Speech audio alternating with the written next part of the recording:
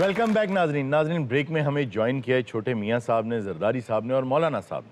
आइए हालात हाजरा के हवाले से उनसे कुछ गुफ्तगू करते हैं। अस्सलाम वालेकुम जी। वालेकुम सलाम। मैं ज़रा मियाँ साहब से बात करना चाहूँगा। मियाँ साहब, आपको तो मुबारकबाद की कॉल्स भी आ रही हैं कि आप नेक्स्ट पीएम बनने वाले हैं। इस मुल्क को आप ठीक पटड़ी पे डालेंगे। कोई रोड मैप है आपके पास? मेरे पास रोड मैप के अलावा अंडरपास भी है, फ्लाईओवर भी। रोड मैप से मुराद रोड नहीं है। इस मुल्क के हवाले से एक रोड मैप आपने को तैयार किया है कि इसको सही सिमत में कैसे स्टीयर करेंगे। मियां साहब ताड़े ज़हन जो ना रोड नहीं निकल रहे हैं। मुझे इनकी सेहत पर तरस आता है, इसलिए मैंने हाथ हल्का रखा। अच्छा, वरना आप क्या करते? अगर मेरी हुकूमत होती तो मैं यहाँ से वहाँ तक अंडरपास बनाता और इन्हें वहाँ जाकर दप्पड़ लगा कर आता। ये सब माशाल्लाह मिट गए। 15 फुट का भी अंडरपास बना ला। मैं तो इनको बड़ा समझदार समझता था। भाई थप्पड़ मारने के लिए फ्लाईओवर बनाना था।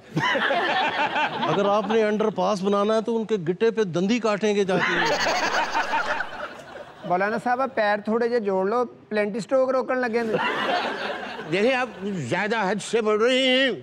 हम आपको बता देते हैं, कहीं ऐसा ना हो कि आपकी भी कांपे टांगने न लग जाए।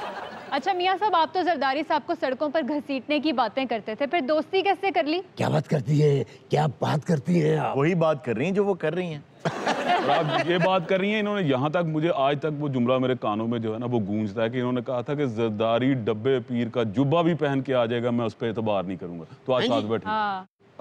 और तू क्या सी सरदारी साहब घर च गल्लां हो ही जांदियां ने। हाँ जी, कैमरे घरां च ही लगे। अच्छा, एक नई वीडियो की बाज़गश्त आ रही है इस्लामाबाद में इस वक्त। वो क्या वीडियो है, किसकी वीडियो है, कौन किसे खरीद रहा है? इनकी होगी। हमारी क्यों होगी? फिर इनकी होगी। अरुण साहब, आप मुझे और सरदारी साहब को फिर लड़ाने की कोशिश कर रहे हैं, मगर मैं कभी नहीं कहूंगा कि मैं जरदारी को सड़कों पर न घसीटा तो मेरा नाम शहबाज शरीफ नहीं। अच्छा मियां साहब दी टेम्पो है जिवें चुगलखोर नान नहीं। इन सबको देख के तो मुझे मार्कस ऑरेलियस का एक कोट याद आ जाता है। वो कौन सा? वो कोट ये है कि जब करप्ट लोगों का टोला मिलके किसी एक शख्स की कैरेक्टर असैसिनेशन करना शुरू कर देता है तो इसका मतलब है कि वो बंदा ठीक है और उसको ब्लाइंडली फॉलो करना चाहिए। ब्लाइंडली उसको फॉलो करना शुरू कर। हमारे मुंह पे ही ये कह रही है कि सारा करप्टों का टोला इकट्ठा हो गया। नहीं तो जरदारी साहब आप बताइए ना, आपके केसेस जो हैं वो छू मंतर कैसे हो रहे हैं? अच्छा, आप ये बताइए कि इतने बड़े बड़े केसेस, बड़े क्लियर केसेस, सबूत भी बहुत एकदम सामने आ गए। मैंने कुछ वो कमेटी के लोगों के साथ गुफ्तगू भी मेरी हुई। मुझे ये बताइए कि इतने बड़े बड़े केसेस कैसे गायब हो गए? यार हसी जाना गल 10 विचों 36 मिनट का साडा शो आ, 30 घंटे तेरे कभी सीरियस भी होए हो जरदारी साहब? क्या हर वेले तुसी लाफ्टर देख के परे हो जांदे। अच्छा, इमरान खान साहब ये कह रहे हैं कि उनका अगला निशाना आप हैं जरदारी साहब। आप उनके निशाने से कैसे बचेंगे? ऐसे करके मियां साहब, अल्लाह करे अगर तुसी जीत ही गए, अल्लाह ना करे, तो कौन बनेगा वजीर आजम? तुसी? हम हैं ना। वो नहीं, तड़ ते गल ही नहीं होया कि तुसी असम्बली चो बाहर फिरंदा हो। 73 के आइन के तनाजुर में फिटे मुंह। और जरदारी साहब एक जो तोहफा दे के गए हुए 18वीं तरमीम, जी हाँ, उसके तहत जो है वो सूबों को तो खुद मुख्तार कर दिए इन्होंने, लेकिन ये वफाक जो है वो बेचारा कंगला हो गया। या देखिए, आप ज्यादा बढ़ चढ़ के बातें कर रहे हैं। भाई साहब भी बातें, हमसे किसी ने ये तक नहीं पूछा कि हम पे ड्रोन अटैक हुआ है। अच्छा, ये आपको नहीं कहना चाहिए था। बिलावल ने कहा है कि उसकी तहकीकात करें। वो बेचारा आम एक ऑपरेटर था जो ड्रोन चला रहा था, बिल्कुल। वो लग गया आके, वो एक हादसा था और उसको हादसा ही समझना चाहिए। साडे इस मुंडे ते कुंडल वाले वाल सन, ड्रोन वाला च फंसे ते हाल हो गया। आप ये देखिए कि 2007 में इन्होंने मिसाके जमहूरियत साइन किया था एक साथ, और 2009 में एक दूसरे के खिलाफ सड़कों पे आ गए थे। हाँ जी, ऐसे ही। अच्छा, मरियम नवाज कहाँ है? वो आजकल बड़ी खामोश है। देखिए, तो सबको नजर आ रहा है ना इस वक्त कि मरियम नवाज और मियाँ साहब इसलिए बैकफुट पे हो गए क्योंकि शहबाज शरीफ साहब फ्रंट फुट पे आ गए। और ये जो बात थी ना कि इनके नाम के ऊपर इत्तेफाक नहीं हुआ ज़राए के मुताबिक, और ये बात गलत भी हो सकती है क्योंकि अब कवानीन भाई बहुत सख्त हैं, तो कुछ ज़राए के मुताबिक, और ये बात गलत भी हो सकती है, लेकिन बहुत मुसद्दिका सी बात लगती है कि इन सब का कंसेंसस इस वक्त शहबाज शरीफ साहब के ऊपर हो चुका है कि अगर इनके हाथ हुकूमत आ गई तो शहबाज शरीफ साहब को 1.5 साल के लिए प्राइम मिनिस्टर बना दिया जाएगा। लेकिन इस दौरान बहुत बड़ा अगर डेंट पड़ेगा तो हुक्मरान जमात को पड़ेगा, जो इस वक्त हुक्मरान जमात है। वो इसलिए कि आपने ये देखा होगा कि इब्नुल वक्त किस्म के लोग होते हैं। वैसे अगर शहबाज शरीफ साहब के नाम पे कंसेंसस हो गया ना, तो मुझे यही लगता है कि इनके खिलाफ खानदानी कू ही हो जाएगा। अच्छा, आपने जितने अल्टीमेटम दिए कोई एक भी पूरा नहीं किया आपने, इसकी क्या वजह है? 48 घंटे, 24 घंटे, 12 घंटे, कई दिन गुजर गए। देखिए, हमने 48 घंटे का टाइम दिया है और ये तो नहीं बताया कि ये अभी से शुरू होंगे। ये बात।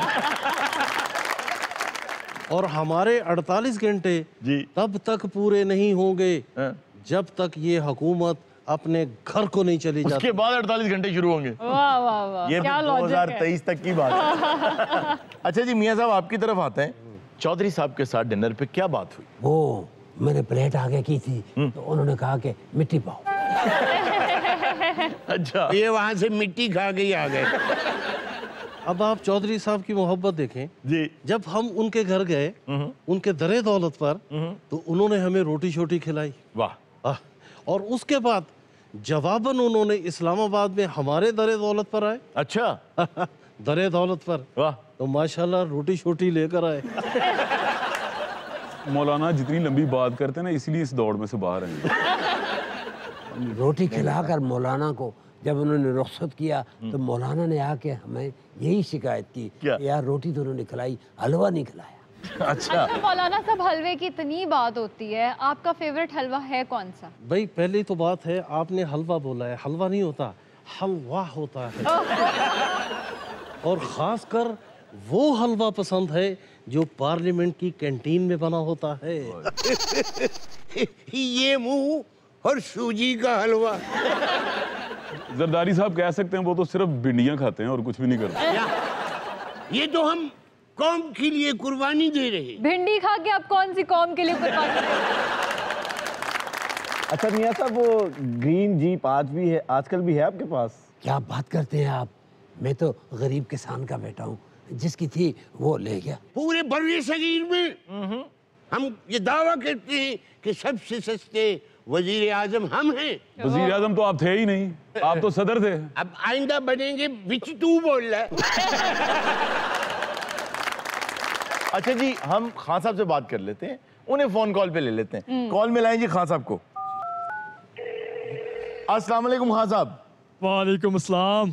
खान साहब कैसे हैं आप? अरुण क्या हाल है? जी मैं ठीक हूँ, आप कैसे हैं? मैं बिल्कुल ठीक हूँ। मुझे कौन सा वैगन वजी है? खान साहब आप झुकते कर रहे हैं। और तुम्हारे शो में आने के लिए मैंने सारी रात तैयारी की अरुण। खान साहब, बहुत खुशी हुई आप कॉल के जरिए पहली दफा हमारे शो में शरीक हुए हैं। वेलकम। इधर क्या हाल है तुम्हारा? मैं बिल्कुल ठीक हूँ। खान साहब आप कैसे हैं? मैं बिल्कुल ठीक हूँ, और तुम्हें सुन के इज़ा मैं और ठीक हो गया हूँ। उसकी क्या वजह खान साहब? मैं और इज़ा ट्रेन फेलो हैं इसलिए। अच्छा, आप में और मुझ में एक और चीज भी कॉमन है खान साहब। मैं बताता हूँ। कॉमन की ये है कि मेरे नाम में भी खान आता है, तुम्हारे नाम में भी खान आता है। नहीं नहीं, आप भी आई के हैं और मैं भी आई के हूँ। मुझे आज पता लगा, मुबारक हो तुम्हें। ओ ये किनको बिठाया हो तुमने टीवी पे? मेरी तो अब नजर पड़ी है इन पे, बात कराओ मेरी इनसे। जी कर लें आप बात, सामने बैठे। ओ शहबाज शरीफ, आपका मतलब नंबर किसी के इस्तेमाल में नहीं। सरदारी आवाज आ रही है? जी भाईजान, वो बड़े भाईजान हांडी रोटी लैंड गए ने, आंधे तो गल करानी है। मौलाना आवाज आ रही है तुम्हें? वे तू कितने फोन किया है? ए ते जवेद दा घर है। Thank you very much Khan साहब, आपसे इंशाल्लाह फिर बात करेंगे। थैंक यू आपका अरुण, बहुत शुक्रिया, थैंक यू। वेलकम। नाजरीन, ये था आज का शो। इंशाल्लाह आपसे मुलाकात होगी नेक्स्ट शो में। अपना बहुत सा ख्याल रखिएगा। अल्लाह हाफ़िज़।